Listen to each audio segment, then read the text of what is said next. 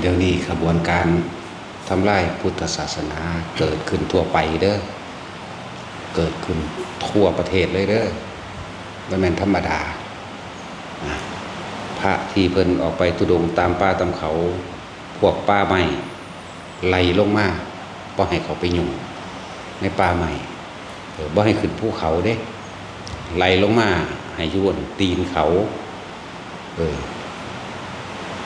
หลายคำที่เขาเว้าบ่ดีแหละถูกไล่ลงมาให้อยู่แบบเป็นป่าส้มๆหรืออหยังนั่นน่ะทีนี้ต้องแอบๆลบๆซ่อนๆแล้วผู้ปฏิบัติจริงมีอยู่ต้องแอบเข้าไปผู้เดียวถ้าไปเป็นหมู่คณะแน่เนี่ยเขาไล่บางหม่องเอาแส่ตีพระเลยเด้บ่ธรรมดาเด้เอาแส่ตีเอาเลยไหมนั่นก็มีนั่นแหละจังว่าขบวนการทำลายพุทธศาสนามีอยู่ทั่วทุกมุมประเทศเลยเดี๋ยวนี้ที่บอกมาตลอดพวกป้าใหม่นี่สิเป็นศัตรูกันกับพระป่าบอกมาตลอดเลยหาตะเรืองที่ตัวเองตัดไปขายจังหวัดนั้นจังหวัดนี้หรือส่งหลายๆเขาลงเลยบ่ว่าทุกอย่างทุกหน่วยงานนักการเมืองรวมหัวกันกับนายทุนจังสิหัวนายทุนนักการเมืองคมข้าราชการป่าใหม่คมทุกอย่างอ่ะแหละได้เฮ็ดนำเขาบ่เฮ็ดตามเขาก็ย่านได้ออกย่านถูกปรับย่านหลายๆอย่างในการข่มขู่เด้นักการเมืองก็เฮ็ดเอาใจคนอื่นก็ย่านเสียคะแนนจังซี่ก็ไปเอาใจฝ่ายอื่นๆเด้บ่ได้มองการไกลในการว่าโลกขาดความเมตตาศาสนาอื่นๆเขามาแทรกแซงการโหดร้ายธรรมดาบ่ศาสนาที่บ่มีเมตตาศาสนาที่บ่มีกรุณามุทิตาอุเบกขาก็ฮู้อยู่ตัวมาต้องออกสื่อมันก็ได้ดอกมันแทรกแซงมันซ่อนกันเข้ามาและการปกครองรัฐธรรมนูญเลยเกิดกลายเป็นต้องอยู่ใต้อำนาจของรัฐซ้อนรัฐเห็นบ่ต้องอยู่ใต้อำนาจของเขานั่นแหละจังว่ามันมีการแทรกแซงเข้ามาทุกแบบทุกหน่วยงานชาวบ้านก็คือกันบัดนี้ชาวบ้านบ่รู้อีโหนอีเหน่หยังเด้แต่บ่พอใจพระผู้นั้นก็หาเรื่องใส่ยังเช่นพวกเฮาเป็นทีเดียวนี่แหละบ่พอใจหลวงพ่ออันนี้เป็นเรื่องที่ตัวเองแต่งเรื่องขึ้นมาเองซ้ำซึ่งบ่เป็นความจริงเลยหาว่าปิดทางบ่ให้เที่ยวทางหาว่าบ่ให้หาหน่อไม้นี่เห็นว่าแค่นี้นึงเด้บ่ให้หาหน่อไม้บ่ให้หาเห็ดเนี่ยเป็นชนวนเหตุเป็นคือจังมันเป็นเรื่องใหญ่กว่านั้นบ่ได้เข้าใจเด้มันบ่มีแผ่นดินสิอยู่แล้วสิตกเป็นทาสเขาแล้วยังบ่รู้เรื่องเด้โอ้ยมันเป็นตนาสงสารคือหยังอยู่ธรรมดาเด้ลูกหลานตัวเองเกิดสิบ่มีหม้องอยู่ต่อไปยังบ่ได้เข้าใจหยังเด้แค่เรื่องที่จริงอันว่าบ่ให้หาหน่อไม้จังซี่แม่จังซี่ก็เอามาเป็นประเด็นบ่ให้สร้างวัดบ่ธรรมดาเด้บ่ให้หาหน่อไม้บ่ให้หาเห็ดเพราะว่าเขาบ่ได้เข้าใจว่าเขตสงฆ์คือว่านั่นแหละถ้าจะพูดถึงความเสื่อมโดยแท้จริงเสื่อมจากบุคคลภายในภิกษุสามเณรภิกษุนี่มันบ่มีแล้วล่ะสมื้อนี้ภิกษุอุบาสกอุบาสิกาผู้เอาตัวเด่นมันโลดคือหมู่เราภิกษุทั้งหลายนี่บ่ศึกษาพระวินัยบ่ศึกษาขออัดขอธรรมให้มันแจ่มแจ้งแล้วก็บ่ปฏิบัติตามในเมื่อความน่าเคารพนับถืออันเกิดจากความเสื่อมจากพระวินัยโตบุคคลผู้นั้นแหละเสื่อมบ่ฝึกบ่หัดบ่ปฏิบัติบ่ศึกษาก็เลยเกิดคนบ่ศรัทธาเพราะว่าบ่มีข้อวัดนะนี่คือตัวใหญ่มันเลย บัดนี้มันเลยเกิดกลายเป็นแทรกซ้อนเข้ามาภิกษุทั้งหลายที่บวชเข้ามาแล้วบวชก็เฮ็ดไปตามๆกันบางพวกก็ซื้อเลขหาเลขหาหวยให้กันเฮ็ดน้ำมนต์ขายกระตุ้ดของขลังเฮ็ดรุ่นนั่นเฮ็ดรุ่นนี้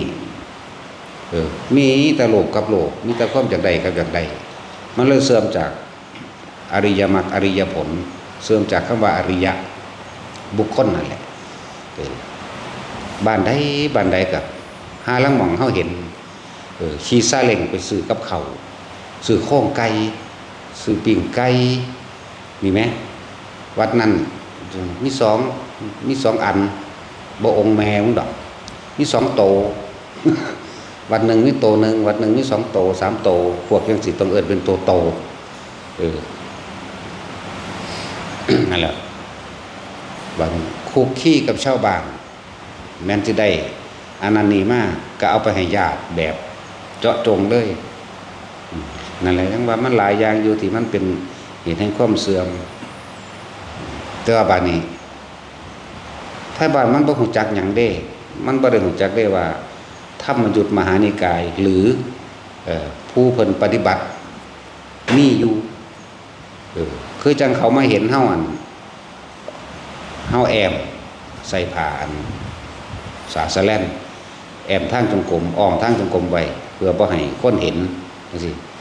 พวกชาวบ้านมันก็มาว่าเด้เอ้าเพิ่นเลี้ยงกบบ่ปลูกเห็ดบ่นี่ขนาดนั้นเด้บ่ธรรมดาเด้อันความบ่รู้ของคนนั่นน่ะบัดนี้เฮาเขียนไว้ว่าเขตสงฆ์ห้ามเข้าห้ามหาหน่อไม้ห้ามเก็บเห็ดเด้มันบ่ได้รู้จักได้ว่าปฏิบัติกับบ่ปฏิบัตินะเพราะว่ามันมีมากกว่าไอ้ตัวไปแบบแลนซื้อหวยซื้อเบอร์เล่นโทรศัพท์ร้องลำทำเพลงกินเหล้าเมายาตีไก่เลี้ยงม้าเลี้ยงหมาเลี้ยงอีหยังสารพัดที่เฮ็ดไปนะดูหนังฟังเพลงเบิ่งหมอร้องหมอลำไปน้ำเขาเมาเหล้าเมายาไปตามเขาคือชาวบ้านเขาก็เลยว่าเขาก็เลยเหมารวมว่าจะเป็นเหมือนกันกับที่เขาเห็นเพราะว่าพวกนี้ปฏิบัตินะพวกที่เพิ่นเขาเจ้าปฏิบัติเขาเจ้าปฏิบัติในป่าแต่สู้ว่ากำลังเดินจงกรมอยู่จังซี่แต่มีคนเขาไม่เห็นเขาเจ้าสิหยุดว่ามันสิผิดตรงที่ว่าอวดอ้างคุณวิเศษทำหน้าสยิวหรือทำท่าเคร่งครัดเพื่อให้เรียกคนมาศรัทธาตัวเองมีจุดหมายว่าเพื่อให้เกิดลาภสักการะนั่นเองเขาเจ้าต้องหยุดทันทีเด้ก็เลยต้องแอมก็เลยต้องบังก็เลยต้องมุ่งบังจังซี่ครูบ่ธรรมดาในไทยบ้านนี่มาเห็นเฮาว่าเฮาเลี้ยงกบมั่งว่าเฮาเลี้ยงกิลีดมั่งว่าเฮาปลูกเห็ดมั่งเด้เขาบ่ธรรมดาอีหลีเด้นั่นแหละเขาบ่ได้ศึกษาหยังบ่รู้จักธรรมยุทธบ่รู้จักมหานิกายหรอกแต่แท้ที่จริงแล้วมันบ่มีดอกคำว่าธรรมยุทธและมหานิกายเขาเจ้าคัดแยกเอาไว้เพราะว่าฝ่ายปฏิบัติพวกปฏิบัติเขาเจ้าเลยเอิ้นธรรมยุทธนั่นแหละเดี๋ยวนี้มันจะเป็นอันเดียวกันแล้วเด้อเนาะจากไหลไปทางเป็นอันเดียวกันแล้วเด้คือเฮาบิณฑบาตบ่ให้พรก็ว่าให้เฮาเด้นั่นแหละเพราะว่าบ่ฮู้จักก็ว่าให้แล้วก็นำผ้าคนคน4-5คนนี่นำผ้าไปเว้าบ่ให้ใส่บาตรเด้อไสยศาสตร์มนต์ดำกะโตมันเป็นเองโคตรพ่อโคตรแม่มันพากันเป็นเองมันบ่ล่ะกะโตอันพวกนักบวชคือกันก็อิจฉากันเด้ให้ทายเขาเด้แต่ของเป็นเองตัวของพากันหมู่ไปหาเลขเองบอกเลขเองก็ซื้อเลขเองซื้อเบิดมือเบิดเว้นโหลดจักเลขโคตรแม่มึงหยังแน่เนาะของเฮาก็บ่ฮู้จักเฮาก็บ่ได้เล่นเนาะอยู่ใกล้ๆเฮานี่แหละบักหานี่ก็เลยนี่อยู่ใกล้ๆเฮานี่แหละธรรมดาได้บักนี่ก็เลยเขาเอาไม้มาท่านคนเขามาวัดหลายอิจฉาริษยาจังซี่แล้วว่าสายดำจังสั่นสายดำจังซี่แม่นบ่ล่ะว่าเฮาเป็นสายดำโอ้ยบักสายขาวผ้ามูไปเอาตะเลกบักหามเอ้ยแล้วถ้ากูได้ด่ากูเปิดหน้าสู่ได้กูบ่ได้ย่านความตายเด้บ่ได้ย่านความผิดเด้มันบ่มีความผิดแล้วบ่ย่านแล้วถ้าเขาไปเอาเลขแล้วมาว่าเฮาเป็นสายดำถ้าเขาไปหาปูหยังบุอยู่บ้านอื่นพุ่นล่ะว่าโอ้ยมีจังซั่นมีจังซี่เด้บักหาเฒ่านั่นก็คือกันสนับสนุนกันปูแมงเชืองอะไรดอกก็ปูนั่นก็ได้บัดนี้ว่าเดี๋ยวจะเอาของออกของพ่อของแม่มึงบอกความโลภความโกรธความอิจฉาริษยาในใจมึงคือบ่พากันเป่าออกจังซั่นแล้วหลายอันหลายแบบยุทธจักรดงขมิ้นแต่ของบ่มีดีมาอวดมาอ้างก็เอาความเลวแล้วมาทับถมเขาระว่าผู้อื่นสิเป็นคือเจ้าของสารพัดในการทำไร่นะนั่นแหละพระเฮาที่ไปทุดงจังซี่ถึกไล่ลงเด้ถึกไล่ลงจากเขาจากป่าจากถ้ำว่าไปทำลายธรรมชาติว่าซั่นอุ้ยสูตัดจนหัวโลนเบิดแล้วภูเขาเนาะ หินกับระเบิดเอามาเฮ็ดปูนเฮ็ดหยังเบิดล่ะภาคเหนือที่มันน้ำท่วมเป็นหยังล่ะนั่นแหละแผนเขาเดี๋ยวจะสร้างอาชีพสร้างรายได้สร้างเกษตรแบบใหม่ให้กับชาวบ้านถ้าว่าบ่รุนแรงอย่างเด่นนักการเมืองร่วมกันกับนายทุนแล้วก็ใส่ป่าใหม่ไปทำความเข้าใจกับชาวบ้านเด้อกระจ้างชาวบ้านล่ะไปตัดนั่นได้อาชีพได้ค่าจ้างเข้าใจว่าล่ะบ้านนี้ก็เอาทั่วเอาเข่าให้เอาเข่าภูเขาไปให้เขาหยอดกินบ้านนี้มันบ่มีแนวรองรับน้ำฝนตกมาเห็นบ่ภูเขาสไลด์น้ำท่วมใหญ่นั่นแหละบ่ได้รู้เรื่องหยังมันลึกล้ำบ่ล่ะตื้นๆบ่ได้ลึกดอกแต่เขาบ่มีความรู้หยังเฮายังฮู้จักซั่นแล้วการสร้างความดีบ่แม่นธรรมดาเด้อ เอาชีวิตแลกได้จังได๋เสมาถอกมาถอยโอ้ยบ่ได้นั่นแหละเฮาต้องสละตัวเองเพื่อผู้อื่นใดตัวมันจึงเป็นไปได้ถึงว่าเน้นอยู่ตลอดความสามัคคีมาที่หนึ่งบุคคลภายในเพราะว่าการพุทธศาสนาสิถูกทำลายลงได้ตามพุทธเจ้าเพิ่นบอกไว้ภิกษุณีอุบาสกอุบาสิกาไม่ปฏิบัติตามธรรมไม่ปฏิบัติตามพระวินัยนี่คือทำลายตนเองภายในซะก่อนแล้วก็ต้องแทรกซ้อนด้วยบุคคลผู้อื่นเข้ามาเรื่อยๆแต่ว่าล่ะนี่ศาสนาอื่นๆเขาแทรกซ้อนเข้ามาตะกี้บ่ได้ยากปานนี้ดอกเดินจักแม่นอีหยังยากขนาดเลยสร้างวัดตะกี้ก็ว่าคนมีจิตใจพุทธะคนมีจิตใจรู้เหมือนกันรู้ว่าพระนี่สั่งสอนแสดงธรรมโดยความเมตตากรุณาพระนี่เอาอริยสัจสี่มาสุนี่บ่แม่นพุทธะแล้วเด้นี่ตลกถ้าบ่ถูกใจกูไล่แค่ว่าความบ่ถูกใจนึงเด้บ่ฮู้จักเฮาซ้ำเด้พวกมาไล่เฮานั่นบ่ฮู้จักเลย บ่ฮู้จักกันบ่เคยมีเรื่องบาดหมางอีหยังกันแต่ว่าเอาการเมืองเขามาครอบงำจักว่าแต่ของเลือดตั้งแพ้พวกเขามาเฮ็ดวัดนำเฮานั่นบ่เลือกแต่ว่าเอาวัดนี่มาเป็นเกมมั้ยมึงบ่เลือกกูแม่นบ่กูก็บ่ให้มึงสร้างวัดเบิ่งดูธรรมดาบ่ขนาดนั้นเด้แล้วเอาวัดมาเป็นเกมบัดนี้พวกนักการเมืองท้องถิ่นได้เป็นเข้าไปแล้วย่านเสียฐานเสียงเขาไปฟ้องหยังเสื้อเขาเบิ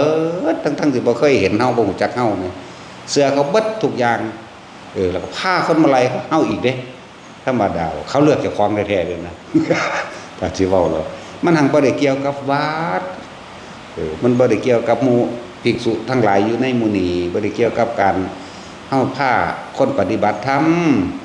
มันเป็นเกี่ยวกับความพอใจของไผของมันในบ้านในเมืองพวกเจ้าเองพวกเจ้าเอาวัดมาเป็นเครื่องมือเฮ็ดหยังกับนิสัยสันดานคนมันเคยคุมวัดเคยคุมเงินวัดนั่นว่าล่ะเคยคุมเงินวัดเด้พวกนี้ถ้าสิจัดงานจัดนั้นจัดนี่แล่นเอาก่อนหลวงพ่อล่ะบ่แม่นหลวงพ่ออยู่นี่เด้ พูดเป็นหยังกระสร้างเขากฐินบ่ผ้าป่าบ่พวกนั้นสิคุมเงินเองนับไปหายไปนำเสียไปนำอันนี้ค่านี้อันนี้ค่านี้จัดการเอาเองเบิดสมมุติว่าได้เงินมา 300,000 นึงสิเขาวัดอยู่ดอกจัก 2-3 หมื่นเนาะอันนี้ค่ามาล่ำนั่นอันนี้ค่าเราอันนี้ค่านั่นค่านี่เด้จังซั่นเด้นั่นแหละเขาบ่ได้รู้จักพระวินัยนำถ้าในพระวินัยบ่ได้เกี่ยวกันเด้สิตั้งหรือบ่ตั้งก็ตั้งหากเด้อันนั้นนะแต่สิตั้งมันหยังตั้งได้เฉพาะการเฉพาะงานเท่านั้นตั้งจบงานนี้แล้วมื้อนี้แหละคือจบกันเลิกนี่ตั้งหากเขาเคยคุมเงินนำตั้งแต่กี้ก็ว่าบ่เกี่ยวกันเนาะบัดเห็นคนมาหลายเขาอยากเกี่ยวเด้ว่ามันเกี่ยวหยังเกี่ยวอยากคุมเงินอยากได้เงินมันบ่ได้ของกูดอก มันมีทางกูติดสร้างประโยชน์เพื่อสาธารณชนทั้งมนุษย์และอมนุษย์อย่าหวังขากูตายนั่นมันจังแล้ว มีท่าเดียวมีอันเดียวนั่นแหละ แล้วเอาการเมืองมาเกี่ยวกับวัดนำเป็นบุคคลที่มีอิทธิพลมาก่อนเคยเป็นใหญ่มาก่อนในแค่ท้องถิ่นนึงเด้คิดว่าสิเป็นเจ้าชีวิตก็ได้ตีบ่มีทางนะเป็นเจ้าชีวิตเฮาบ่ได้ดอกชีวิตของเฮาของพระพุทธเจ้าแล้วตายค่าแล้วอยากว่า เป็นของพระพุทธเจ้าพูนนี่ก็ฟังแต่ฉายาเขาเนี่ยเนาะพุทธครุเด้รู้จักบ่นักแน่นในองค์แห่งความรู้นักแน่นในความเป็นพุทธเจ้าได้รู้จักบ่พุทธครุโตเด้มีผู้เดียวหนึ่งได้ในโลกเดียวนี้ เป็นผู้ที่มีความหนักแน่นในความเป็นพุทธเจ้าในธรรมของพุทธเจ้าหนักแน่นในความจริงแห่งธรรมของพุทธเจ้าเลยแปลหลายๆอย่างก็ฟังตฉายาเนี่ยเนาะตฉายาบวชที่แรกพุทธรักขิโตบุคคลอันพระพุทธเจ้าได้รักษาไว้ดีแล้วมายัตติใหม่เป็นพุทธครุโตนักก็เก่าอีกเข้าใจว่าล่ะนั่นแหละจังว่าก็ฟังไปฉายาเนี่ยมันโดยจากแมงบอกว่า และภาษาแกนนี่เป็นคือสิเป็นสิตายนี่คนเนาะที่จริงแล้วหาเรื่องเฮาเลยเฮานี่ปลูกต้นไม้ปลูกผลไม้ที่กินได้เอาไว้แจกคนบ่ได้หวงบ่ได้ห้ามไม้ทำฟืนได้ให้เอาไปในคณะสงฆ์ทั้งเบิดนี่คุยกันแล้วตกลงกันแล้วเขาว่าแต่เฮาสิประชุมสงฆ์ว่าอันนี้เฮ็ดจังได๋เนี่ยเขาก็ว่าแล้วแต่หลวงพ่อแน่แล้วบ่ได้คุย แล้วแต่หลวงพ่อก็หมายความว่าเพิ่นมอบหมายให้เฮาเบิดแล้วเป็นผู้ตัดสินในหมู่คณะสงฆ์เห็นบ่ล่ะเฮาก็เลยว่าฟืนไม้ที่มันสามารถทำฟืนได้เผาถ่านได้มาเอาไว้เฮ็ดหยังมันบ่เกิดประโยชน์แม่นบ่ซั่นประโยชน์ต่อปวกนั่นแหละนี่ครับประโยชน์ต่อคนมั่งตัวผลไม้ที่กินได้ที่ปลูกขึ้นมานี่เอาไว้แจกเป็นทานเมื่อฤดูมะม่วงเมื่อฤดูลิ้นจี่เมื่อฤดูหมักมี่หมักขนุนหรือพริกยังก็แล้วแต่ที่ใจจอยปลูกมันนี่ทุกคนเก็บไปกินที่บ้านได้บ่ได้หวงจังเม็ดเลยฤดูเห็ดก็มาเก็บเห็ดตี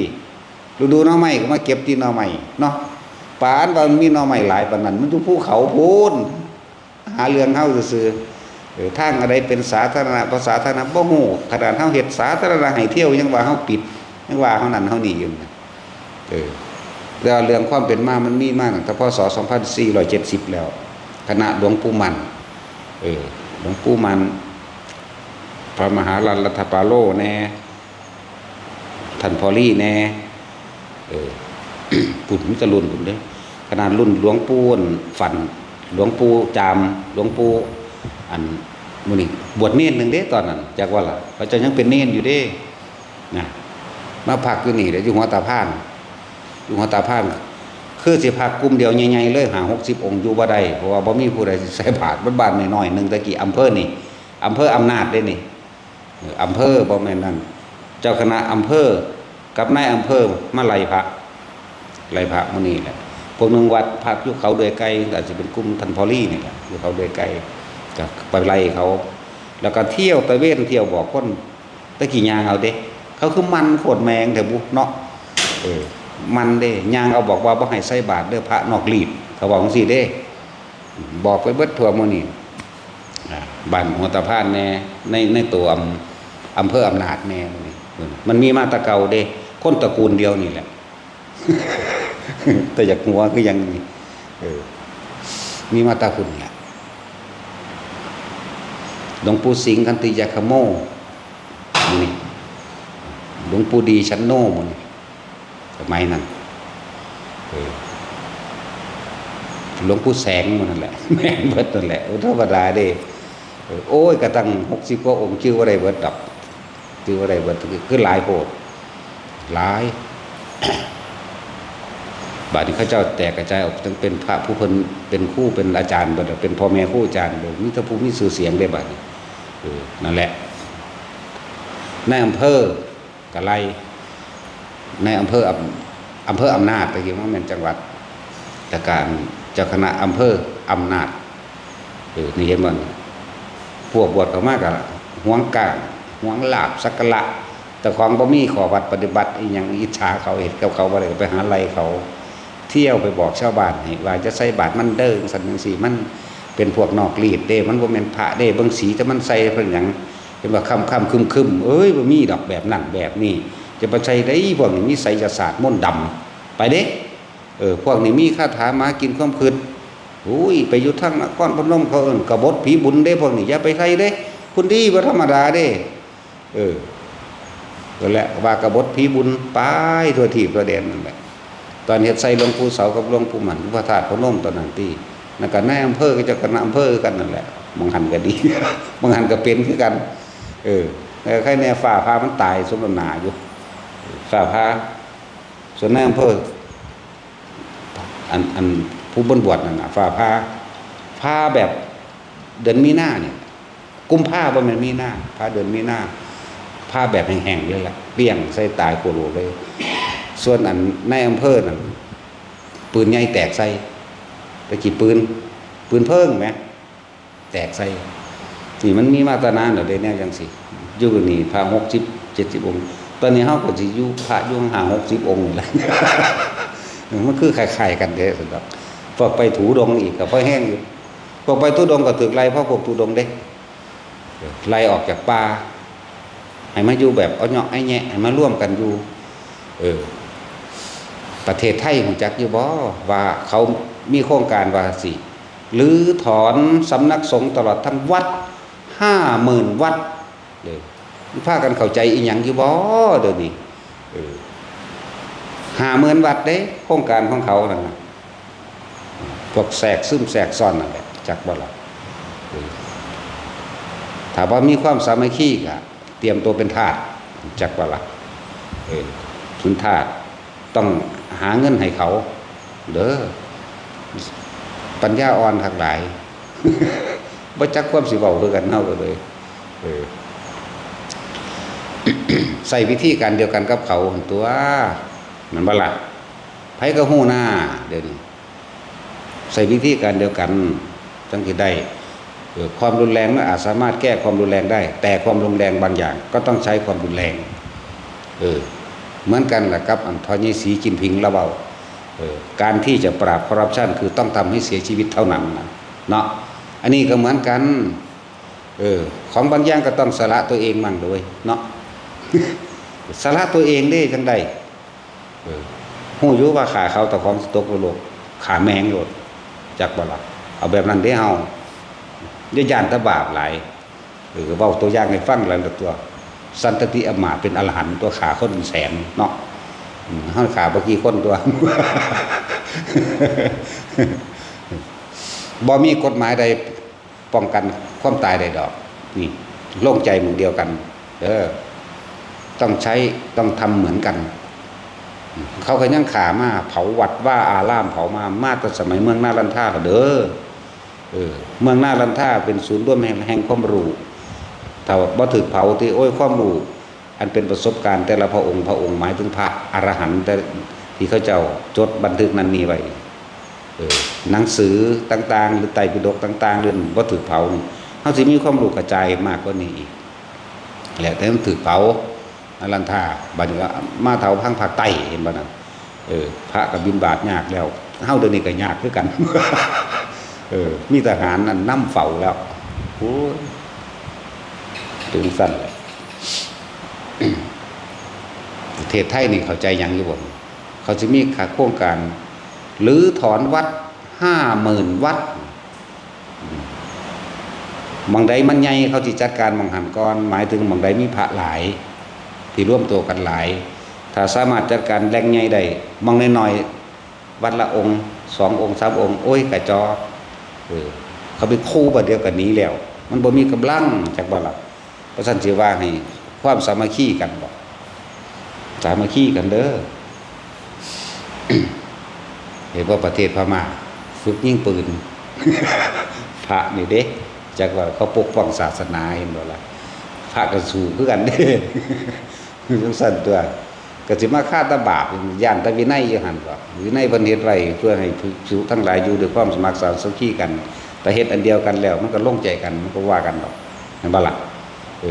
เพื่อความอยู่เป็นปกติเพื่อความบ่ทะเลาะเบาะแว้งเพื่อความบ่ถกเถียงกันมีหยังกันนี่เด้เจ้าอ่านมึงนี่เด้อมันก็แล้วทั้งตัวเนาะอันนั้นก็เอาไว้ตั้งหากแต่ว่าเรื่องประเทศไทยเป็นเรื่องใหญ่อยู่เด้จะลืมได้ถ้าพุทธศาสนาถูกค้นล้มพระมหากษัตริย์ก็อยู่ไม่ได้แน่นอนจริงเราเนี่ยกล้าเว้าขนาดนี้เนี่ย แต่คนไทยว่าร่วมใจกันแล้วสิไผไปร่วมคนไทยพุทธไม่รู้ว่าหมู่ภิกษุสงฆ์ทั้งหลายที่บวชเข้ามาแม้นเขาสิปฏิบัติดีหรือบ่ดีก็ช่างเถอะจังได๋ก็เป็นลูกหลานชาวไทยเหมือนกันเด้อจะพึ่งกล่าวตูโคตรโพนสนานในทางที่เสียหายจังได๋ก็เป็นลูกหลานบ้านประเทศไทยเดียวกันนี่แหละให้สมัครสมานสามัคคีผู้ใดบ่สมัครสามัคคีผู้ใดอิจฉาริษยาก็ช่างหัวมันดอกมันบ่ขี้คนที่จริงแล้วก็ดีเนาะคนไทยพุทธที่มีจิตใจสงบอันหนึ่งคือมีความเมตตาซึ่งกันและกันเด้บ่ได้โหดร้ายถึงขนาดว่าสิไปฆ่ากันได้หรอกเนาะบ่ได้โหดร้ายขนาดนั้นเด้อยานแต่บาปนั่นแหละของบางอย่างก็สละนั่นเลยฟังข่าวมาก็ว่านั้นข้าวไก่ได้ข้าวพระเฮ้านี่แหละโอ้ยเขาไหลลงเขาไปให้ขึ้นไปยุ่งเลยเห็นบ่พวกใดพวกป้าไม่แสตีพ่อสั่นแม่มึงบาดนี่วะปืนถืนแมงเลยทุกว่าคือว่าแต่ว่าอันนี้เขาเว้าเล่นแต่จริงแหละแต่กูไปเบิ่งแน่รุ่นเมียนแมงเลยนั่นแหละถือไล่ลงจากปานเขาบ่ได้ไปทำลายดอกแล้วก็บ่แม่นว่าสิไปอยู่ยึดครองเอาเลยคือสูเป็นเจ้าของป่าไม้สูเป็นเจ้าของโลกแล้วสูสิไปเป็นให้ไปเป็นพวกอยู่ในหันอยู่แล้วเขาบ่ยึดครองเอาคือสูดอกนะเขาเจ้าอยู่แค่มองละอาทิตย์หรือ 2-3 มื้อเขาเจ้าก็ยับไปเรื่อยหมู่นักปฏิบัติทั้งหลายที่เขาเจ้าเข้าป่านี่ถ้าชินกับพื้นที่เขาเจ้าจะย้ายออกที่อื่นชินแล้วมันเกิดความบ่ย้านแล้วคือต้องไปให้มันตื่นรู้อยู่ตลอดเข้าใจบ่อยู่ทำนี่อาทิตย์นึงยังย้านอยู่จนว่ามันเบิดย้านหายบาดหายกลัวดอกชินแล้วไปที่ใหม่เขาเจ้าบ่อยู่ตลอดดอกบางนี้มีคำล่ำลือว่าน่ากลัวมีผีเจ้าที่แรงไปมองหันตรงนั้นมีเสือตรงนั้นมีนั้นมีนั่นไปมองหันเด้เขาเจ้าไปให้มันผ่านความตายเด้เขาเจ้าบ่ได้หนีเด้จักว่าการหนีเป็นวิถีของคนพ่ายแพ้เกิดเป็นคนก็หนีเกิดเป็นผีก็พ่ายจักว่าเจ้าสิหนีตลอดไปซั่นเจ้าต้องกล้าตัดสินใจถ้าฝ่าความตายไปไม่ได้อย่าหวังว่าจะได้ทำถ้าทำเพื่อผู้อื่นไม่ได้สละตัวเองเพื่อผู้อื่นไม่ได้อย่าหวังว่าจะสละตนเพื่อให้พ้นจากโลกนี้ได้ต้องสละตนเพื่อคนอื่นทั้งมนุษย์และอมนุษย์ได้ต่างหากนี่ต่างหากนี่เขาจะไปทำความเพียรเขาเจ้าไปเบิ่งความตายตัวเองมันกลัวนั่นแหละมันต้องย่านตายมันบ่ย่านตายนั่นแหละมันต้องกลัวนั่นแหละที่เขาเจ้าเข้าป่าเขาดงไปแต่ฝึกหัดตัวเองบ่ได้ไปเอาป่าดอกโคตรแม่สูเบิดเลยล่ะบักใดลูกอีใดกระซังด่าฮอดโคตรเงาสักหลาดมันเลยนั่นแหละบ่ได้รู้จักยัง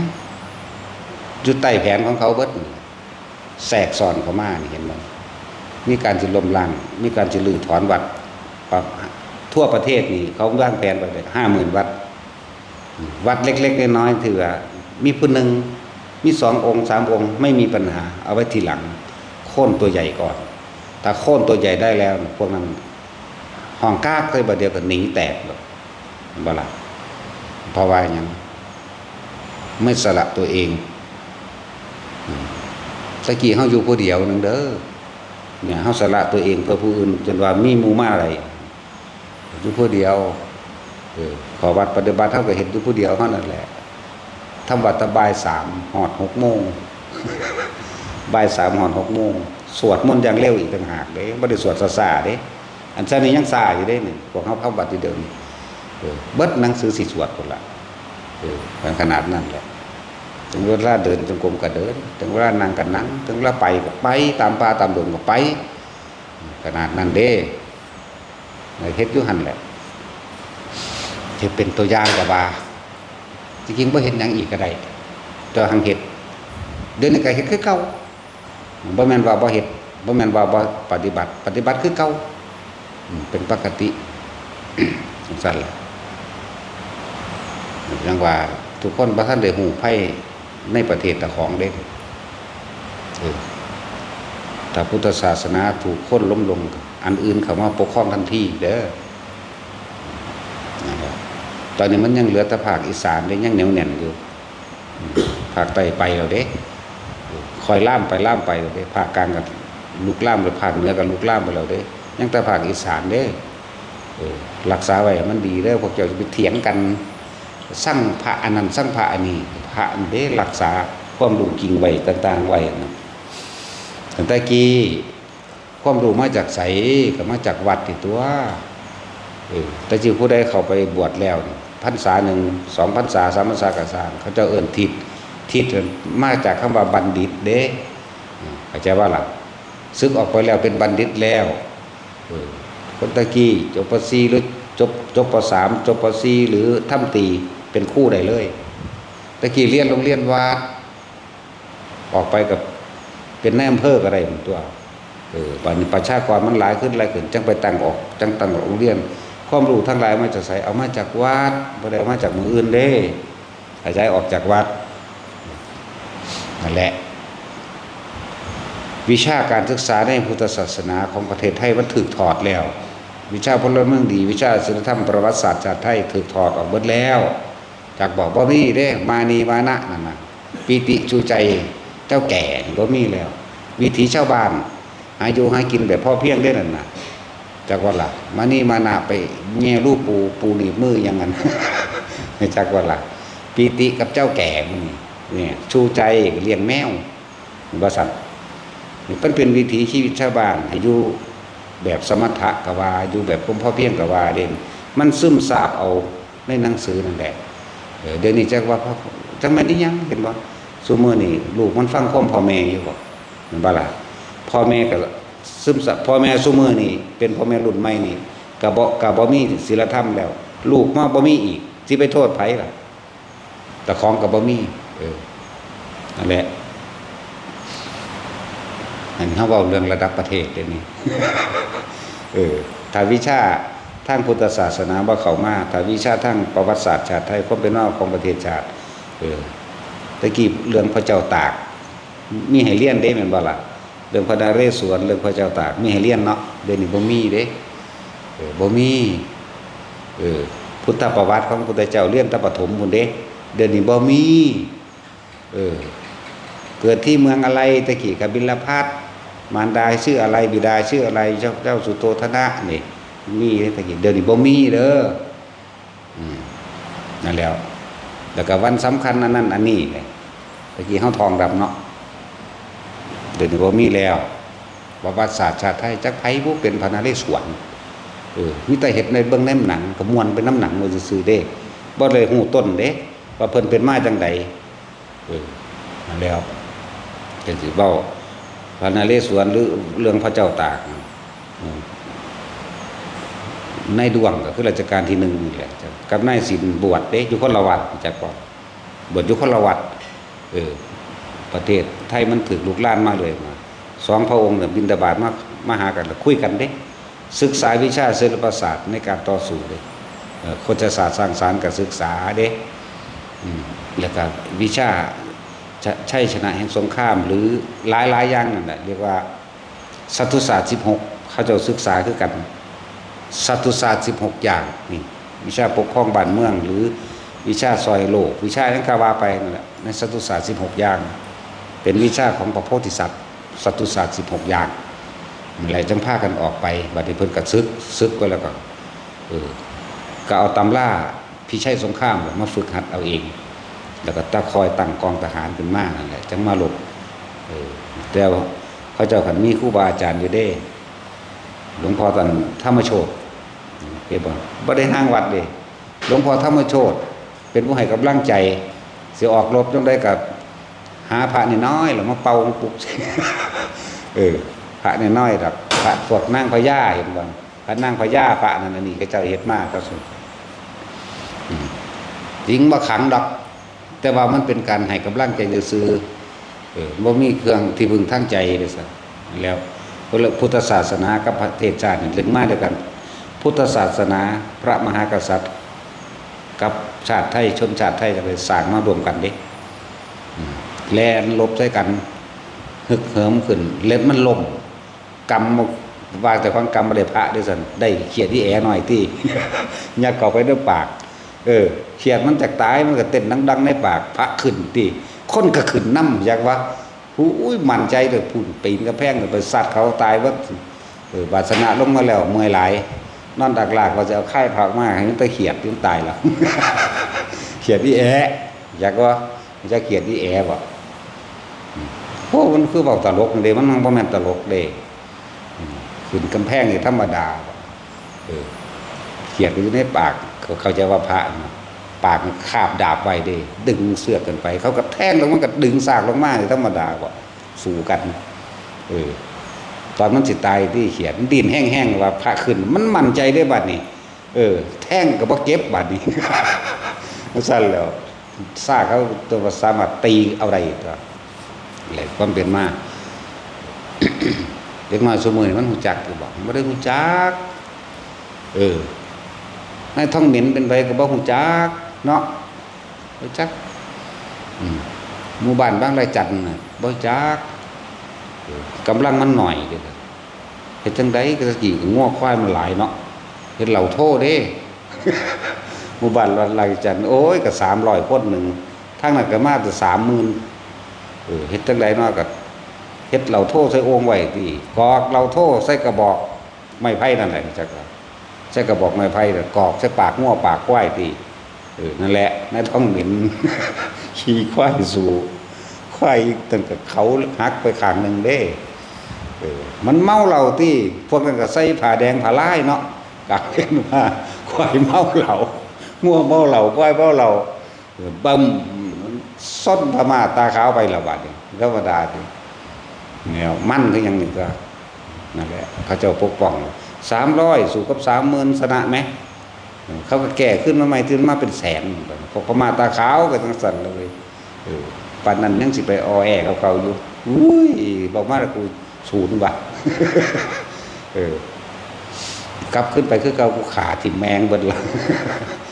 จังซั่นแล้วบอกมาแล้วศูนย์แล้วผมมาแล้วโมโหว่ะพวกนี้ธรรมดาเด้อพวกนี้ พวกนี้แหละคุณ ที่จริงหนีมาจากข้างเดียวกันเด้แต่ว่ามันเป็นกรรมรวมกันซื่อๆหนีมาจากคุณล่ะชมพูทวีปหนีมานํกันถึงอิสลามไล่หนีมาเริ่มหนีมาแต่ตั้งแต่อันวิทุทพะขาพุ่นล่ะเริ่มมาจากสันจากกรุงกบิลพัสพวกหนีมาก่อนบัดนี้ญาติๆกันนี้ที่จริงนํกันนั่นแหละที่จริงนะเป็นเรื่องของกรรมเกี่ยวกับภายในเป็นประเภทมาจากพวกเดียวกันมาจากมคธมาจากโกศลกบิลพัสมาจากหยังละกุลุลาดมื้อนี้ชักคันธราชนี่มาจากพวกเดียวกันนั่นแหละมาจิตประเทศ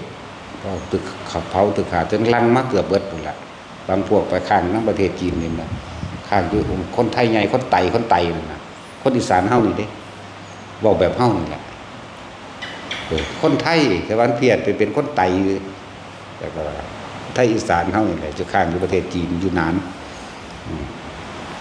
อย่างสั้นแล้วบางพวกก็มาทางเรือข้ามมาทาง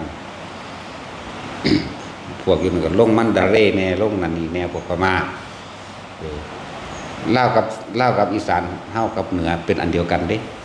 กบิลพัสเหมือนกันจากบัดนี้กบิลพัสกับโกศลจริงๆกบิลพัสตกอยู่ใต้อำนาจของพระเจ้าโกศลเป็นเมืองใหญ่กว่ากันแต่ก็ล่ะแต่ว่ากบิลพัสจะยิงจะเป็นคนยิงนะเมืองของพระพุทธเจ้าเฮานี่แหละแต่ที่จริงทรงช่วยให้พระเจ้าโกศลอย่างนั้น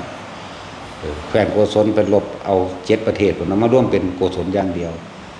ที่ว่าสู้กันแน่กับพระเจ้าพิมพิสารพอแลกน้องกัน เอาน้องกันมาเป็นเมียได้จักก็ล่ะจักไผเป็นลุงกันแน่ ลุงทั้งคู่เนาะคืออย่างนั้นอาจารย์ศัตรูกับหลานเด้นั่นน่ะหลานนั่นเด้จังซั่นแหละพวกถึงชีวิตอันนี้มาแล้วมันน่าสลดใจเนาะพวกเฮาเวียนว่ายตายเกิดมานี่เจ้าเฮ้ยยังมาเกิดอีกอยู่มันแล้ว แต่วิชาที่พาออกจากโลกใดพ้นโลกใดคือพุทธศาสนาเท่านั้นเด้อมักมีองค์8หนทางตามความเป็นจริงนี่แหละเห็นตามความเป็นจริงเด้จึงจะออกจากได้บ่ได้เห็นตามความปลอมว่าพูดถึงว่าพระผู้คนปฏิบัติดีปฏิบัติชอบตามอริยมรรคมีอยู่แต่ว่ามันน้อยส่วนมากนะมันบ่ค่อยปฏิบัติหยังถึงเวลาซื้อเลขก็ซื้อน้ำเขาไปเอาเลขก็ไปน้ำเขาหรือพาเขาไปเห็นบ่ล่ะไปฮอดก็แต่งวิธีนั่นแต่งวิธีนี่ไร้สาระนี่แหละคือการทำลายพุทธศาสนาโดยภายในเสื่อมก็เสื่อมมาจากภายในภิกษุนักบวชเป็นที่หนึ่งภิกษุนักบวชนี่แหละเป็นผู้ทำให้เสื่อมก่อนเพราะว่าบ่ศึกษาบ่ปฏิบัติตามพาเขาเฮ็ดพิธีกรรมต่างๆเลี้ยงผีเลี้ยงสางไปน้ำเขาอันนั้นศักดิ์สิทธิ์อันนี้ศักดิ์สิทธิ์ต้นไม้ก็ศักดิ์สิทธิ์เห็นหรือโอ้สารพัดศักดิ์สิทธิ์แม่มึงบอกต้นคูนจังซี่มันเอามาคูนมาย่อใส่มันได้เข้าหลายมันก็ได้ซ้ำเก่าทั่วเนาะ หลายอย่างเด้หมู่ภิกษุนักบวชได้พาเหตุก่อนจักบอกเขาว่านี่ความรู้อย่างเด้แต่ว่าคือว่านั่นแหละพวกพราหมณ์สิขาดตาขาวหากินกับคนโง่แทรกซ้อนกับมาบวชเพราะว่าตะกี้มันมีลาภสักการะเกิดขึ้นพวกพราหมณ์สิขาดตาขาวเลิกปลอมแปลงเขามาบวชอีหลีนั่นแหละบวชตามนั่นจริงๆแต่ว่าความคิดของมันบ่เป็นนักบวชมันบ่สละตนเองจริงๆเลยทำพิธีอันเก่าหรือพวกกันยังก็ถือแม่งสันหมอกไหมฮินดูพวกฮินดูแม่งสังงอบเขาเอิญยังอันโตเป็นคนเป็นนี่ดังเป็นสร้างนะพี่คเนศว่าโอ้ยพี่คเนศผีแมวเขาเอิญแม่งสังงอบก็เห็นบ่ที่มันกินด้วยใบท่านไหม นั่นแหละนั่นแหละเอิญแม่งสังงอบแต่กับผ้าเขามาเฮ็ดปุกเสกอันนั้นปุกเสกนี่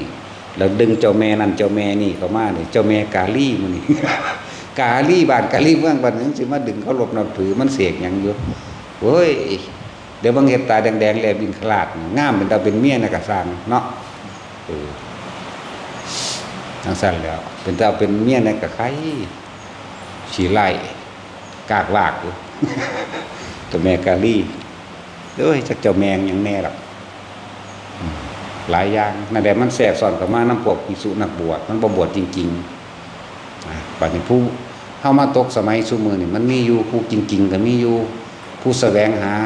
ผู้บาอาจารย์จริงๆก็มีอยู่แต่ว่ามันหน่อยมันหน่อย เป็นห้าจึงว่า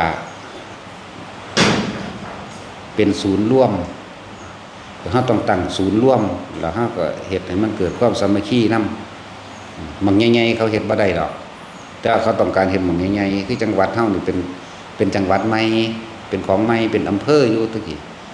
ใหม่แต่คนล้มบางใหญ่ๆนี่ได้น่ะบางน้อยๆ 2-3 บางโอ้โหครูเข้าเดียวก็ดีหั่นตัวคนบ่ปฏิบัติมั้ยแม่นบ่ซั่นคนปฏิบัตินี่เขาสละเป็นสละตายใส่เด้สละตัวเองเพื่อรักษาพุทธศาสนาสละตัวเองเพื่อให้ประโยชน์กับผู้อื่นพาเขาเฮ็ดแม่นว่าซั่นฝึกตนดีแล้วจึงฝึกผู้อื่นได้ด้วยเด้นั่นแล้วบางคนอื่นบ่ได้ฝึกตนได้บ่ได้ฝึกเจ้าของก็บ่แปลงซั่นแหละฮอดตั้งแต่ก็ไปตีไก่นำเขาเบิ่งหนังมองหมอลำเต้นหน้าห้านนำเขาก็มีเนาะตาสิน เต้นหน้าห้านนำเขาก็มีเขาตีกันก็ไปตีเขาก็มีโอ้ยเนาะมาสัตว์กับกูผิดหัวเด้โอ้ย เอากับกูนี่วะนะเอ้ยบักขามเอ้ยมันใส่แล้วนั่นแหละถ้าปฏิบัติบ่ดีบ่เป็นเฮาจังแยกแยะดอกว่าเจ้านี่เป็นนางสุดท้ายหมู่อยู่มานั่งใกล้ข่อยแต่ให้โอกาสอยู่น่ะเรียกเลยว่าถ้ามาหยุดกับมันหานิกายแต่ว่าถ้าปฏิบัติหนึ่งเดียวกันบ่แยกมันหู้หน้ามันก็ปั๊บใส่กันโดดมันบ่อันนั้นดอกแหละจังว่าคนทางนี้บ่ได้จักหยังเดินจงกรมเป็นแนวใดเข้าใจว่ามันเป็นกลมๆนะจักว่า แบบนี้นะโอ้ยดอกสาระเลวคืออย่างเดียวธรรมดาเลยเห็นเฮาเฮ็ดอันกันเอาผ้าแหงงกันยุ่งแล้วก็เฮาก็เอาผ้าสาแล่นมาแอมสิเรื่องกิเลสบักมันธรรมดาเลยนะแต่จุยจังหวัดเจ้าบ่ดีนั่นแหละเพราะว่ามันเฮามันมาหลงอำนาจแล้วมันเลยไปอุบลบ่ถึงคือหลวงตาสินว่าสมน้ำหน้ามันหลงอำนาจมันเลยมาไม่ถึงอุบลว่าซั่นหลวงตาสินว่าโอ้ยดอกใส่แขวดอกบ่บุแฮงๆนั่นล่ะหลวงตาสินครูบาชายมื้อนี้ครูบาทุยนี่ใครแน่เขาเจ้าแน่นหนานั่นแหละคือความสามัคคีบ่มีผู้ใดทำลายได้ให้เฮาตั้งเป็นความสามัคคีให้มันได้คือเพิ่นนั่นแหละเขาเจ้าก็ถือเพราะเขาเจ้าคือกันเด้แต่ว่าความสามัคคีสามารถป้องกันได้ทุกอย่างเท่ากับคือกันอยู่อุบลมีหลวงตาสินแล้วนะบ่ล่ะเป็นหลักทั้งนั้นได้แล้วอยู่ในเฮาเป็นหลักในใดคือกันถ้าอยู่ทางอุดรก็คือหลวงพ่ออินพี่น้องทั้งหลายอย่าประมาทหน้านั่นนะจักว่าไรหลวงตาสินบ่แม่นหลวงพ่อใหญ่อินจังซั่นแหละอยู่อันสกลก็มีหลายอยู่แต่ว่าก็โดยหลวงปู่บุญมาล่ะทุกนี่ของดีที่สุดเลยหลวงปู่มาคัมภีร์อัญโยทุกนี่เป็นของดีที่สุดแม่นของเพิ่นเด้มันบาปเพิ่นบ่วายเพิ่นหลายมันเลยบาปปู่บุญมาแต่อยู่อันมุกดาหารไปล่ะหลวงพ่ออรันเนาะบ่แม่นหลวงพ่อคันชิดนั่นหลวงพ่ออรันหลวงพ่ออรันอยู่พูนเชียงรายพุ่นหลวงพ่ออรันท่านตามโนอยู่เชียงรายวัดกกอกเหมือนกันจังว่าพวกเข้านั่นน่ะอย่าลืมคำว่าสามัคคีเด้สามัคคีสร้างประเทศชาติก็ได้เด้แต่คุณทุกคนนั่นแหละหลวงตาสินทรัพย์หลวงตาสินเอาเอิ้นหลวงตาสินเขียววองครูบาทุยหัวลานเกินมาบ้านก็โอ้ยแบบคือเท่าไหร่เนาะสั่นแล้วพระเจ้าสามัคคีเด้อแล้วก็ขอวัดปฏิบัติของพระเจ้ากับมีเห็นบ่ล่ะทั้งสั่นแหละเพราะว่าอริยมรรคมีอริยผลก็เกิดทั้งสั่นแต่ถ้างั้นได้อีกล่ะขอนแก่นกับหลวงปู่น้อยนะหลวงปู่น้อยวัดห้วยน้ำลิ้นวัดห้วยลิ้นเนาะเขาลึงแต่ว่าห้วยน้ำลิ้นห้วยน้ำลิ้นหลวงปู่ตื้อพูนอยู่ทางเชียงใหม่พุ่นมิแต่ว่าห้วยน้ำลิ้นมันลึงอันนั้นจะโดนแล้วนับขึ้นหลังไปจาก30 กว่าปีจักน้อยหลวงปู่ตื้อแล้วก็อรัญญาวิเวกหลวงปู่เปียนทั้งต้นใหญ่หอมเราเอามากัดหนังสือเฮาหนังสือมาจากหลวงปู่เปียนเอากำมือสำเร็จแล้วนะขาดเบิดละก็ธรรมดาแต่ว่าซึ่งได้เกิดซึ่งนั้นดับ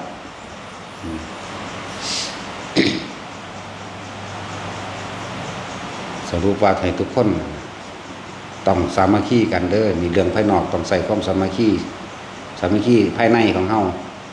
จังสิสามารถป้องกันบุคคลภายนอกได้เรื่องของคนก็ต้องใส่คนคือกันแต่ถ้าทุกคนถ้ามีอริยมรรคอริยผลมันก็เกิดในบุคคลที่ปฏิบัตินั่นแหละเมื่อมันมีมรรคมีผลอยู่แล้วเรียกว่าอำนาจธรรมตัวนี้อำนาจแห่งความบริสุทธิ์ตัวนี้กับที่เป็นตัวซอยอีกตัวหนึ่งแต่ว่าก็ต้องอาศัยคนเหมือนกันต้องอาศัยความสมัครสมานสามัคคีอย่างที่ปกป้องตัวเองได้ปกป้องธรรมได้ปกป้องศาสนาได้ การปกป้องศาสนาคือการรักษาพระวินัยเพราะพระวินัยเป็นเรื่องเครื่องรักษาศาสนาเป็นเครื่องรักษาภิกษุพร้อมฉะนั้นภิกษุนักบวชจะต้องรักษาพระวินัยเป็นที่หนึ่งอันนี้ควรอันนี้บ่ควรอันนี้เป็นประโยชน์หรือบ่เป็นประโยชน์อันนี้เป็นโทษแบบใดก็ว่ากันไป แต่ที่สุดคือต้องสละตัวเองให้เป็นสละตัวเองให้ได้คือเฮาต้องอยู่เหนือความตายบ่อาจสามารถทำลายเฮาได้แต่คนเฮามันเหนือความตายไปแล้วมันบ่มีปัญหากับสิ่งใดทั้งสิ้นเหนือแน่นอนถึงบอกว่าเฮานี่สามารถที่สละตัวเองเพื่อผู้อื่นได้มันเหนือความตายแล้วเด้มันจะสละตัวเองได้เป็นบ่นั้นแต่มีเรื่องแน่หนีทันตัวป่านนี่แมั้ยบ่หนีเด้มีแต่กูสิสู้เด้มีแต่มึงต้องตายเด้บ่กูบ่ตายถึงสั่นล่ะแต่พุทธศาสนาสูญหายจากประเทศไทยแล้วพระมหากษัตริย์ต้องการเปลี่ยนแปลงและการปกครองทางหมู่เราประชาชนเฮาทุกคนกลายเป็นทาสเด้อเบิ่งแหน่ทางปาเลสไตน์เบิ่งทางฮามาสเบิ่งทางหยังแหน่ที่เขาสลบกันนั่นแหละเฮาสิเป็นจังซั่นจักว่ามักขนาดบ่แบบนั้นตอนนี้มันคนบ่ทันหลายซื่อเด้พอกำจัดได้ก็กำจัดเด้อใส่วิธีเดียวกันความรุนแรงมันอาจสามารถแก้ความรุนแรงได้นั่นคือพระพุทธเจ้าเนาะ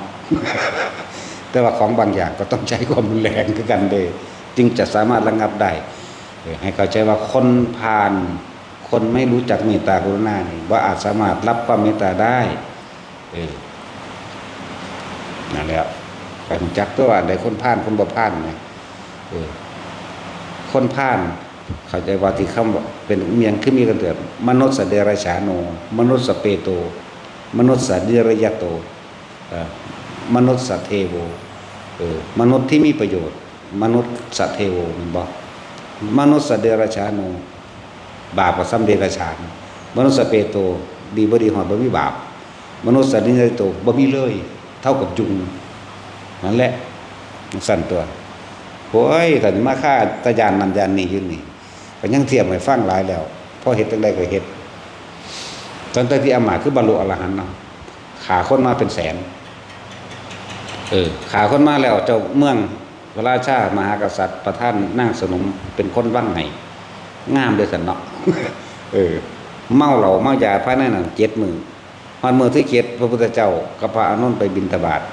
มื้อที่7พูนสะเลงเองอยู่ทั้งหลังสร้างจักบ่เมาสะเลงเองมันพนมมือกับมือบ่ถือกันซั่นคือผีนี่จักว่าล่ะสะเลงเองพระพุทธเจ้ายิ้มขึ้นพระอานนท์ก็แม่นตามันยังพระเจ้าค่ะสันตติอำนาจสิบรรลุธรรมมื้อนี้บรรลุจังได๋เพิ่นกันเมาทั้งหลังสร้างเนาะเสร็จแล้วบ่าย3โดยประมาณ2กว่านี่แหละอีนั่นมันตายที่อีนางสนมน้อยมันตายแล่นไปหาพระพุทธเจ้าพระเจ้าเทศ4คำบรรลุอรหันต์นั่นมันสั่นตัวย่านองคุลิมานยังว่าขาคนดีก็มีเด้จักว่าแต่สันตติอำมาตย์ขาคนเลวเด้มันไปตั้งสำนักมั่นไกลๆกันกับวัดเชตวันเด่นที่พุทธเจ้าสำตัวแหนะพุทธเจ้าได้แหนะธรรมดาเด้แนะฮอดพระเจ้าพระเสนแล้วก็แนะหลานอีกก็คืออาจารย์ศัตรูด้วยซ้ำถ้ามีการต่อสู้เฮ็ดจังใดทำเท่าที่จำเป็นว่าซั่นแน่ก็ยังมีมั้ยนั่นกันมั้ยศึกษามันดีเด้อมีในพระไตรปิฎกพร้อมเด้อถ้าสิเว้าเรื่องพระเจ้าพระเสนที่โกศลเป็นหนังสือเล่มนึงพระเสนที่โกศลละสูตรซ้ำจักบ่ล่ะเป็นเล่มนึงเลยมันก็มีอาจารย์ศัตรูปนในหันนั่นแหละโอ้คือหนึ่งขาดเฮามันศูนย์จักว่าอันหาเรื่องเฮาอันบ่ให้หาเหตุมูลเบิดแล้วเนาะไม่กูมึงปลูกไว้บ่กดพ่อเพิ่นแม่งมาปลูกไว้บ่เนาะก็เอามาเป็นเรื่องต่อรองในการบ่ให้เฮาจัดตั้งวัดซั่นบ่ให้สร้างบ่ทันได้เห็นอยู่กูสร้างแล้วบักใหญ่พูนแหละเด้อพวกจังซั่นคั่นลบหลีเว้าเด้บ่คือเฮาเด้เฮาเปิดหน้าใส่เด้นี่ทั่วโลกได้นี่ที่ฟังอยู่เดี๋ยวนี้น่ะถ้าเป็นจังไดก็ส่งอาวุธปืนระเบิดมาเด้อไปก็ดีพระกูนี่เดี๋ยวฝึกยิงปืนโอ้พระพม่าก็บ่เห็นบ่ตอนที่เขาเป็นฝึกยิงปืนด้วยกันเด้ล่ะตัวอยากหัวเนาะสั่นแหละ เว้าเล่นซื้อดอกแต่ว่าเอากิ่งเด้เว้าเล่นอยู่แต่เอากิ่งน่ะนะบอกแบบนี้แหละเพราะว่าทุกคนให้สมัครสมานสามัคคีกันถ้าผู้ใดยานตายก็ไปนะบ่แต่อยู่อย่ามาใกล้เด้อันนี้มันบ้าเด้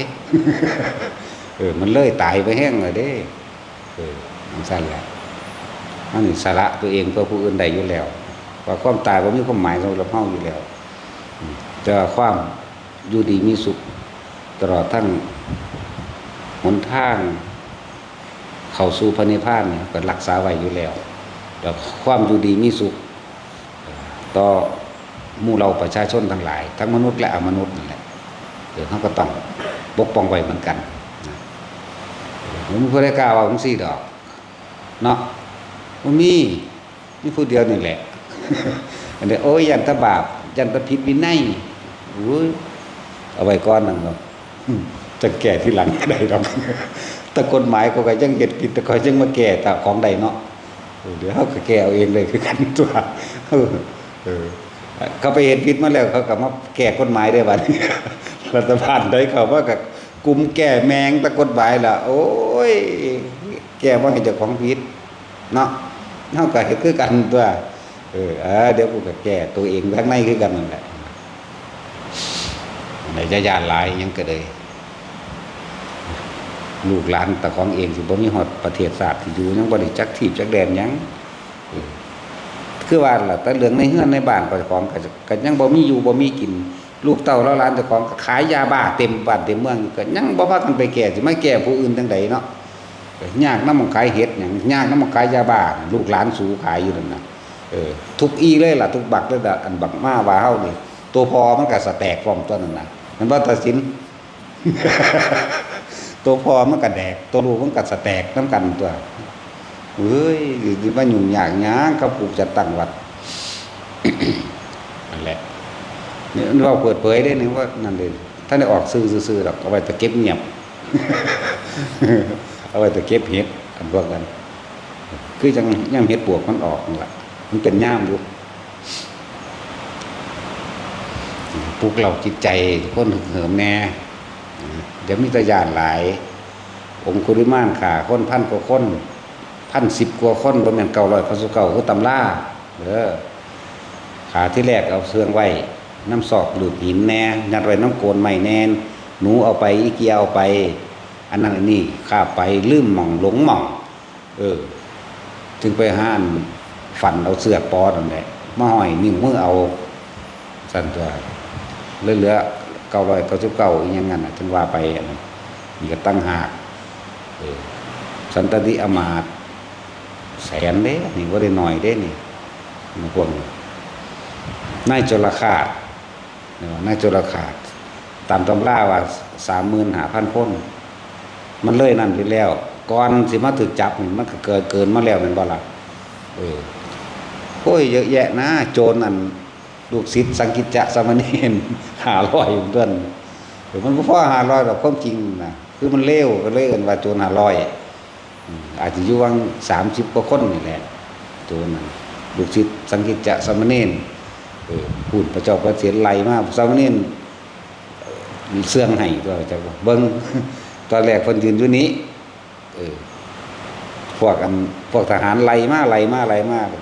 มันบ่มีหม่องเพิงที่บอกว่าพ่อนี้เป็นที่พึ่งพวกผู้ขาแนวสั่นไปรีหันละสั่นนี่ก็เลยก็ไปรีหันอีหลีโขนหินนิดหน่อยนึงคือสิรีเบิดแต่ว่า500มั้ยเนาะต้อง30 กว่าคนเท่านั้นแหละจังซั่นแล้วพอทหารก็นำมานี่ทหารเขามีความเคารพในพระพุทธธรรมสงฆ์อยู่แล้วก็นั่งลงข้อนี้พระคุณเจ้าเมื่อกี้นี่เห็นโจรมาทางนี้บ่แล้วก็ยับมาก้าวเดียวนึงเด้ ก็ยับมาก้าวเดียวเด้อาตมายืนอยู่ตรงนี้ไม่เห็นมีใครมาเลยเห็นแต่โยมนั่นแหละว่าซั่นแน่ก็ทั้งสั่นตัวเฮาก็หาวิธีแก้แบบนั้นก็ได้ตัว เนาะทั้งสั่นแล้ว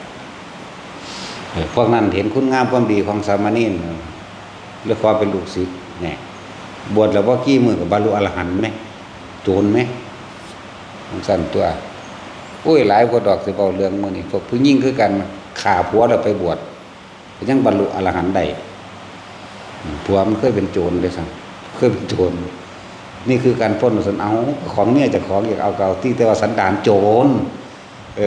เนี่ยกันปัญญาสลาดดีเนี่ยได้ฟังธรรมพุทธเจ้ากษัตริย์สิขากับขาโลดแต่ว่าไงคอยฮักเจ้าหลายให้คอยฟ้อนถวายเจ้าแน่เอาทั้งก็ขึ้นแน่ฟ้อนไปฟ้อนมาทั้งหลังถีบตกเหวตายซ้ำไปบวชบรรลุอรหันต์อยู่ไม่ได้หรอกสั้นแล้วโอ้มันหลายคนอยู่ดอกโสเภณีนั่งอัมพาปารีกับบรรลุอรหันต์เด้แต่ในตำราบอกว่าได้อนาคามีเราบวชตอนเราได้อนาคามีจากว่าได้อนาคามีแล้วเราไปบวชหลังจากนั้น7 มื้อเราก็ได้อรหันต์จากบรรลุนั่งอัมพาปารีแม่นางสิริมาแม่หมอชีวกแล้วก็บรรลุโสดาบันนั่นแหละนางสิริมาก็ว่าบรรลุโสดาบันสั้นแล้วแม่โสเภณีก็ยังมีไหมเนาะคือพวกเขาถามว่าท่านแทงลูกยังสั่นยังสี่หมอดูเขาดูว่าเกาะน้ำแข็งน้ำขาเกาะแม่มึงบอกมันบ่ได้มีตาทิพย์หูทิพย์มันจะไปหูแม่มึงบอกก็ยังว่าเขาบอกเขาเดาเอาเงินว่าจะทำพิธีแบบนี้เด้อแต่งแบบนั้นหรือนี่เด้อเฮ็ดให้เขา3,900ได้3,900เบิดเคาะแล้วบัดนี้ว่าดีใจแฮ่นๆไปได้บัดนี้โอ้ยสัวซ้ำหลายในจังสี่ก็บ่มีจักนั่นแล้วบ่ซั่นสิว่าพวกตำราพราหมณ์สิขาดตาขาวหากินกับคนโง่บ่ล่ะบ่กล้าเอาความจริงมาเว้าดอกเพราะว่าบ่แม่นความจริงตำราพรหมชาติผู้ใดอ่านผู้ใดท่องได้มันก็ไล่ได้ตัวเนาะสั่นแล้วมันก็มีชวดจะรู้ความต่อมาลงว่าเสียงมันมีราคาจอคุณเหนือมันก็ไล่ไปที่บัดนี้ตกปีนี้ดีแบบนั้นตกปีนี้ดีแบบนี้อันบ่ดีแบบนี้โอ้ยมันนังว่าดอกเนี่ยปีนี้สังเกตกันสู้ภาษาคำตั้งที่ภาษาบ้านหน้าขอส้นคนบ่ท่านเวียนต้องเจนพระรามก็ว่าไปสมคำเข้าไปค่ะนะไล่ไปหั่นแหละบัดนี้ก็ว่าเอาเด้อโอ้เจ้าจักปีว่าดิเอาถ้ามันดูแม่นมันก็สิถามหาปีหาเดือนเฮ็ดหยังสิไปถามวันเดือนปีเกิดเขาเฮ็ดหยังก็เว้าพุ่นแล้วเนาะแม่ว่าล่ะเกิดเดือนใดเจ้าเขียนมาเขียนชื่อนามสกุลจังซั่นแหละเกิดวันจันทร์วันอังคารอุ้ยมื้อนี้แข็งว่าเด้โอ้ยวันพฤหัสวันคู่ซั่นบ่ฆ่าคนก็มีแล้ววันพฤหัสก็เลยมั่วไปเบิดนั่นแหละจังบ่เชื่อจักเม็ดเลยเฮาทำเป็นใหญ่เลยเสือความจริงเลยบ่มีผู้ใดมาบิดเบือนหยังกับเฮาได้หรอกในจังซั่นถ้าไปอินแท้ๆเฮาก็ด่าเฮาบ่ได้ด่ามั่วๆเดาๆเด้ยากแต่นำผู้สาวใหม่เองแหละนี่ว่าบ่รอดอีกแล้วบ่ได้ตัดสินรุ่นเด้ตัดสินรอดบ่เฮากูมื้อนี้รอดบ่เฮากูมื้อนี้เด้รุ่นเด้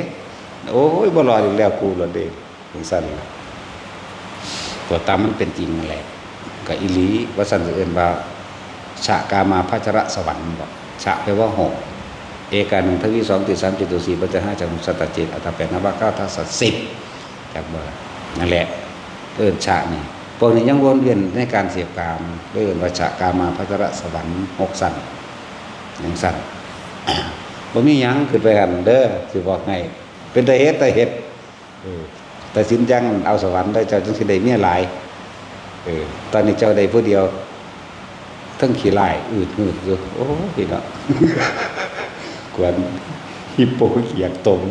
ย่ำเมื่อออกไปไหมหม่นขวกออกมาจากตาก็คือคักสิถูบับๆมานึงขากะแยกแต่อย่างหัวคือสั่นละบ่มีหยังได้ถึงสวรรค์จักว่าล่ะนางฟ้าเกิดขึ้นจากนิรมิตใช่บ่แม่นเป็นคนขึ้นไปน้ำกันเด้ส่วนเป็นคนขึ้นไปน้ำกันก็มีอีกอยู่ระดับหนึ่งพวกที่เขาปรารถนาไปน้ำกันคือพระอินทร์เฮาตะกี้พระพุทธเจ้าเฮามีเมีย4คนเลยอันนี้เป็นคนขึ้นไปน้ำกันอยู่จากว่าจิตวิญญาณไปน้ำกันนะแต่ว่าพวกนางฟ้าที่ว่าหลายๆมันมาจากไสผู้นี้ก็ว่าโอ้นางฟ้าบริวารมี700ผู้นี้ก็ว่ามี1,500ผู้นี้มี 3,000 มาจากไสมาจากนิรมิตนึกเอาได้เลยแหละจังซั่นเดี๋ยวเป็นตะไปเกิดได้เนาะตัดสินไปว่าเจ้าแต่เลิศ เอาขนาดผู้หญิงก็ยังไปเป็นผู้ชายได้เด้ไปหันครับเอาก็ไม่ไงอันสิริมหามายาตอนนี้เราเป็นเทพสันดุสิตเด้นั่นน่ะเราเป็นผู้ชายเด้ตอนนี้บริวารแสนหาพุ่นเด้ธรรมดาบ่แต่จะเว้าเราเป็นผู้ชายเด้ตอนนี้แล้วก็มีเทพนี่ไอ้นางฟ้านางสวรรค์เป็นบริวารเป็นแสนหาพุ่นเด้แล้วเราต้องเกิดอีกอยู่ศาสตร์นึงลูกพุ่นล่ะก็สิไปเป็นแม่บาดมาเกิดเป็นคนมาเกิดเป็นผู้หญิงได้บาดนี้มาเกิดเป็นแม่ภาษีได้บาดนี้จังซั่นแหละนี่เรื่องของกรรมหลายอย่างเด้อถ้าเฮาได้สามารถรู้ได้เนี่ยเป็นประสาทนี่ธรรมดาบ่คือจังงั้นตำราพระมหากัสสปะพระศรีอริยะต้องเผาเด้เวลาในสมัยการศาสตร์นึงนะพระศรีอริยะเป็นนายขวัญช้างพระมหากัสสปะเป็นสร้างเด้เป็นสร้างเป็นสร้างผู้ซื่อสัตย์พร้อมเรียนกันแต่ว่าเพิ่นปากบอนซื่อดอกอยากอ้างอยากว่าพระศรีอริยะสมัยนั้นเป็นพระโพธิสัตว์อยู่เพิ่นอยากอ้างว่าสร้างนี่ฮู้บอกให้จับหยังลากหยังเฮ็ดแบบใดได้ทั้งนั้นแต่ไปอ้างโมไปพนันโมพนันพุทธ1กหาปณะมั่ง2 3 4 5จนถึง100กหาปณะมั่งชนะมาเรื่อยเด้เพราะว่าสร้างเฮ็ดทำตามได้เบิดต่อมาไปพนันกันกับพระราชาที่1,000กหาปณะบัดนี้ซั่นแล้วว่าสร้างผู้ข้าสามารถทำตามคำเว้าได้เบิดทุกอย่างเลยเอาจริงไหมเอาจริงเอาตกลงกันฮอดมื้อท่านัดกันไว้นี่เห็นบ่ล่ะประชาชนชาวเมืองมาทีเพิ่นได้สิไปฆ่าทีดว่าสิเอาเหล็กแดงๆแทงบักใหญ่ไปเผาซ้ำต้นตาลไว้อันเหล็กแดงมันก็ดีเผาจนว่ามันแดงขึ้นข้อถ้าว่าถ้าว่าเป็นจริงดังนั้นประชาชนชาวเมืองทั้งหลายมาเป็นพยานเด้อคนก็หุ่มไปเบิ่งที่กล้าฆ่าพระราชานี่เห็นบ่ล่ะปากบ่ดีปากบอนว่าจะอ้างจะอ้างเด้น่ะอ้างว่าเจ้าของเก่งฝึกสร้างได้เห็นว่าเฮ็ดให้ผู้อื่นตายแล้วท้ายแล้วก็ฟ้าเด็กแดงมาพ่อตาหูว่าให้ไปอุ้มเด็กแดงจากตรงนั้นมาแล้วมาว่างไว้ตรงนี้นะหัวใจหักวาบบ่นึงสำนึกได้เมื่อภายหลังบอกว่าเดี๋ยวจะคุยกับสร้างว่าเพื่อนจังได้กระจังเถอะถึงมันเฮ้าสิถูกประหารกระจังเถอะขอให้เธอจงทำทาเห็นบอกให้แกล้งว่าเป็นตกมั่นหรือหนีแล่นกับป้าซะส่วนเรื่องนี้เฮ้าสิเป็นผู้รับถูกประหารเองหรอกครับพระเจ้าสร้างบอกว่าจะเฮ็ดจังสันเพื่อนแต่จังได้กระจังเถอะจงสละชีพแต่ว่าอย่าเสียสัตว์เห็นมั้ยนี่ให้เป็นคนที่รักษาสัจจะเพราะสัจจะทั้งหลายจะเป็นบารมีอย่างยิ่งย่อมตายดีกว่าขายสัจจะบ่ได้ตกมันบ่ได้เป็นบาบ่ได้ถึงมันสิตายก็ตายเถอะแต่ว่าเฮาตายเพื่อรักษาความจริงแม้นชีวิตนี้เกิดมาก็ต้องตายอยู่ดีนะเฮ็ดได้ตกลงก็ไปแล้วก็ย่างไปเลยที่บัดเว้าคุยกันแล้วแต่เรื่องมันลึกซึ้งกว่านี้เด้เฮาบ่เว้าให้มันลึกซึ้งซื่อๆมันสิให้ มันลึกซึ้งกว่านี้เด้สร้างกับเว้ากันทั้งกอดกันทั้งเช็ดน้ำตาให้กันในธรรมดาบ่นั่นล่ะโทษปากบอนอันจักอ้างกันอวดว่าแต่ของมีดีด่าภาษี เอาเพิ่นเป็นโพธิสัตว์ระดับเด้อนี่ล่ะไปก็ไปกอดมาที่กอดก็ยกขึ้นห้องคำรามขึ้นย่างอ้อมพุ่นอ้อมพี่ให้คนเบิ่งมาว่างไว้ตรงจุดนั้นก็ขาดใจตายพอดีเลยกัสนะอยู่ได้เงินอยู่แต่ว่าเสียใจบ่ล่ะคิดได้มาภายหลังเบิดนั่นแหละจนถึงสุดท้ายแล้วเมื่อพระศรีอริยะตรัสรู้แล้วแสดงธรรมมัจจกปวัตตนสูตรครั้งแรกมีหมู่ภิกษุสงฆ์ทั้งหลายบรรลุพระอรหันต์ประมาณไม่ได้เลยประมาณไม่ได้เข้าใจคำว่าประมาณบ่ได้ทั้งเทวดาทั้งมนุษย์ทั้งมนุษย์และอมนุษย์นี่แหละ ประมาณบ่ได้มาบวกกันนั่นแหละบรรลุอรหันต์เด้ส่วนโซดาสีเพิ่นบ่ได้เทศดูคือพระพุทธเจ้าโคดมเฮาเด้พระพุทธเจ้าโคดมเฮานี่เทศซุมื้อเด้เอาอยู่จังซั่นแหละ5,000 ปีเทศเทื่อนึงเด้อันนั้นอันที่ก็2,000ที่แรกเทศขึ้นมาที่แรกก็พุ่นนับไปอีกถึง 5,000 ปีจังเทศอีกเทื่อนึง 2,000 ปี 3,000 ปี 5,000 ปีเทศไปเรื่อยๆจักบ่ล่ะนั่นแหละมันธรรมดาเด้อายุเพิ่นแสนปีอายุเพิ่น80,000 ปีแต่อายุศาสนาเพิ่นแสนปีอย่างสั้นเมื่อมีเราภิกษุสงฆ์ทั้งหลายร่วมตัวกันแล้วนับประมาณไม่ได้นี่ก็เลยยกคุณของพระมหากัสสปะขึ้นมาก็สิเว้าอดีตชาติคือเฮาเว้าอยู่เดี๋ยวนี้ว่าเพิ่นเป็นแบบนี้แล้วสิมีภิกษุองค์หนึ่งปรารถนาเป็นดุจดังว่าพระมหากัสสปะนั่นแหละเป็นที่มาเลยเป็นผู้เลิศในทางตุดงควัตร13ข้อแบบเดียวกันแล้วบัดนี้เอาพระมหากัสสปะมาเผาอยู่ฝ่ามือเด้ในตำราว่าเผากลางฝ่ามือนี่แหละมือนั้นก็เลยเกิดกลายเป็นมีแผลเป็นนั่นแหละบาปกรรมเขาจะสดใสกันเห็นบ่นะขนาดคนมีบุญกับคนมีบุญก็ยังได้สดใสกันพระมหากัสสปะบ้านได้เผาเด้ผู้ใดอยู่ภูเขาทางภาคเหนือเขาดักเหนือพม่าเขาดักวันดีขึ้นดีกับลูกมาแสดงธรรมอยู่ดอกคนก็ดีจริงๆบ่ตายหรอกเนาะนอนหลับซื่อๆเคยเห็นน้ำอยู่บ่เดี๋ยวจังมาเว้าน้ำฮะเดี๋ยวตำรามายืนยันเด้ตำราก็ว่าแนวนั้นตำราบ่ได้ว่าเพิ่นออกมาแสดงธรรมเด้เนาะตำราว่าอยู่เว้าคือเคยเว้าอยู่เดี๋ยวนี้แต่ถ้ามันนอกตำราไปเด้มันลานเรือนคู่เด้ก็บ่ฟังความไผปานใดเด้แต่ก็บ่เห็นเอาเองก็บ่เชื่อเด้แต่บ่เห็นเอาเองมันเป็นแนวนั้นซั่นแหละเอาสมาทาน